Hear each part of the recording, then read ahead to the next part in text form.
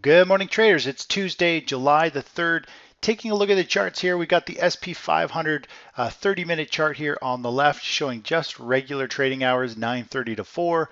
And then we've got here on the right-hand side the daily chart showing obviously daily price action in our blue daily cycle bias where the market should be technically should be in rally mode here. Now overall, we saw a big gap down yesterday. The market dipped down to oversold territory. We saw panic selling on our NYSE panic selling ratio. We had a cycle bottoming out. All those things typically mean we're going to see the market put in some type of rally. And of course, we had a very strong session, very strong short squeeze and close going into the day. And it looks like we should have an upward bias today. I talked about this last night, just sent out a quick chart. I also showed this chart yesterday morning showing that we should have bottomed midday yesterday and started to go higher. And of course, the markets have been playing out very nicely over the last couple of weeks here, really just following the intraday cycles perfectly. Hopefully, it'll continue to go like this. Obviously, it's nice to know where the markets are headed the next day. And this morning, we're seeing equities gap sharply higher to the upside. The SP 500 is trading at 2740, which is right up here at this blue line. And so we're going to see a gap to the upside. Obviously, I'm not a huge fan of gaps to the upside because gaps tend to get filled, meaning we could get a gap higher.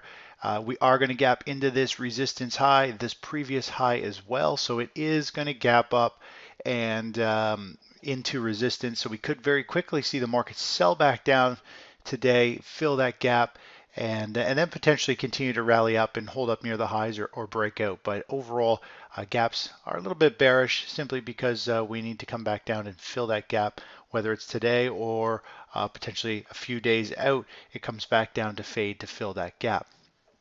Obviously, daily cycle showing upward bias. We've been trying to carve out a bottom here. We've got huge price range. The highs, look at the highs of these bars over here, the lows of the bars down over here. So price has been whipsawing around in a huge way, really trying to shake the market up. And hopefully we're finally just getting one of these big shakeups, these big high volatility times.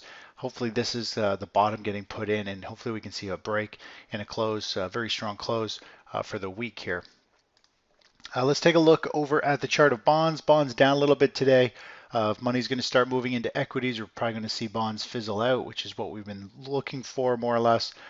Bonds showing that they should probably just continue to fade down, kind of be out of favor over the next couple weeks as money slowly starts to rotate back into equities. If we take a look at the financial sector, very strong day yesterday considering it had a very weak close. This is the type of price action I do like to see. I like to see gaps to the downside because gaps tend to get filled, meaning price will typically rally back up. And it didn't only fill that gap from yesterday, but it ended up closing very strong on the session as one of the top sectors for the day. Also, if we take a look at the transportation index, the IYT, which we are long, did the same type of thing. Big gap to the downside, put in a strong rally to close very strong on the session. We do have cycles here updating showing that we could be here at a very significant cycle low. And this big bar here looks very similar to the bar we saw back here on May 4th, where we see some type of washout day previously with a doji candle, washes down and closes relatively flat from the open. And then the next day gapped lower and then had a strong rally. From there, you can see it posted some pretty decent gains. And we got a very similar price action set up there yesterday, and we'll see how things unfold over the next couple weeks here. If we do have this market pullback in general as a significant standout low, then we see things significantly higher from here. Taking a look at the US dollar real quick here.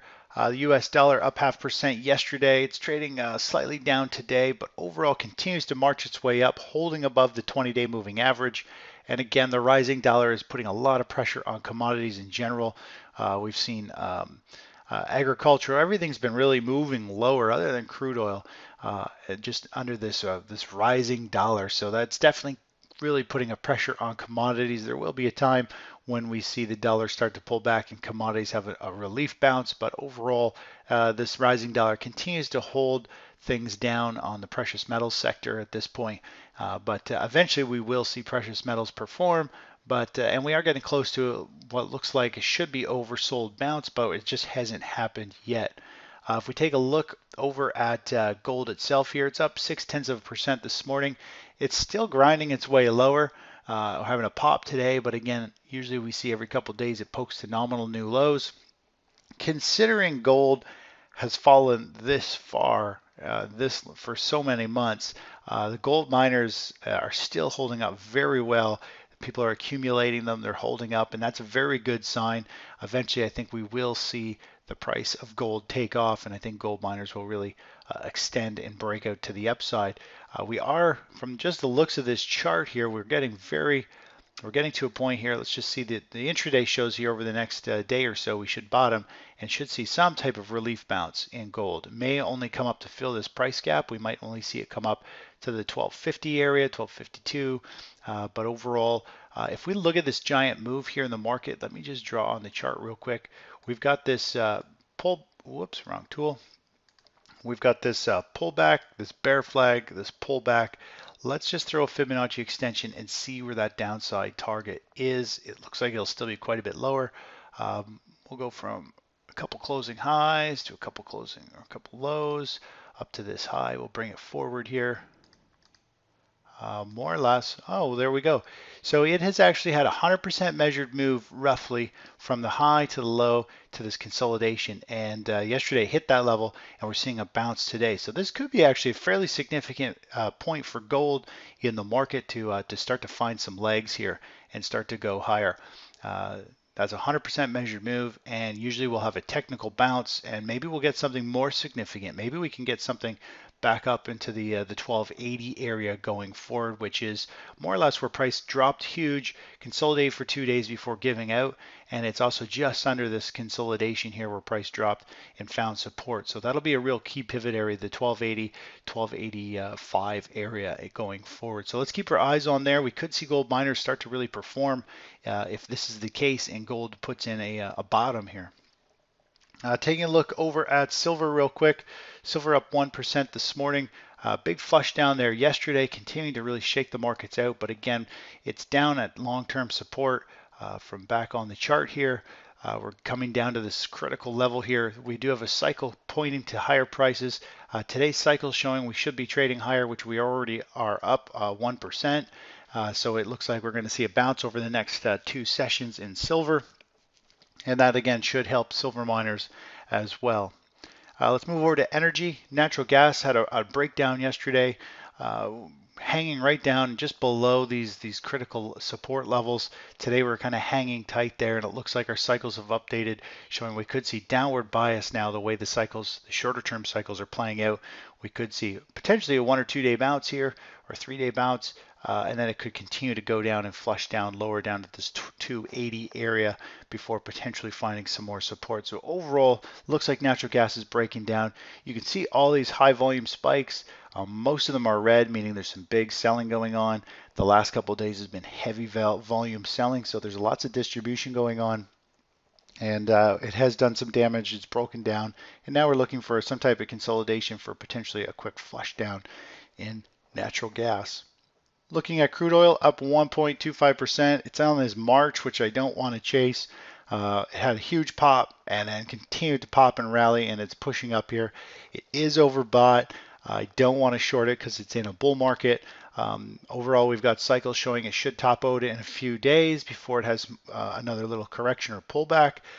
Maybe that could be a time to get in, but overall, I don't like to chase something that goes straight up. Typically, what moves straight up usually will come back down after once the surge fizzles out. So got to be very aware of that, and we're going to keep our eyes on it. But again, huge move in crude oil, and the way it happened, it just popped so strong and got overbought. I'm not a big fan of chasing price, and especially something that goes straight up. A lot of times these one big bars to the upside turn into a big red bar right after it. So it's not the type of price action I like to jump in and try to chase. Last but not least, take a quick look at Bitcoin, up 20% yesterday. Big relief pop in Bitcoin. Cycles show it should pull back today. I haven't looked at where Bitcoin is trading in on regular trading in pre-market today, but more or less this type of fade down and then huge pop is the sign that we're getting close to a bottom. very similar to this, huge fade down, and then you have a 1-2 big day pop, and then of course it can fizzle right back out, come back down. But we are been looking for this low where it flushes down to new multi-month lows, has a big potential surge here and fizzles out, but then puts in a significant pivot low, and that's what we're looking for in Bitcoin. This is a relief pop at this point. I would expect it to fizzle back down and potentially become more bullish here going forward. We are getting bullish on it. We still have some more time. These cycles continue to update with Bitcoin, but overall, I think we're going to see a lot of this fizzle back out. But I am bullish on Bitcoin. Longer term, it is setting up in the grand scheme of things for another potential big launch to the upside. Anyways, that's it for this morning. Talk to you in a little bit.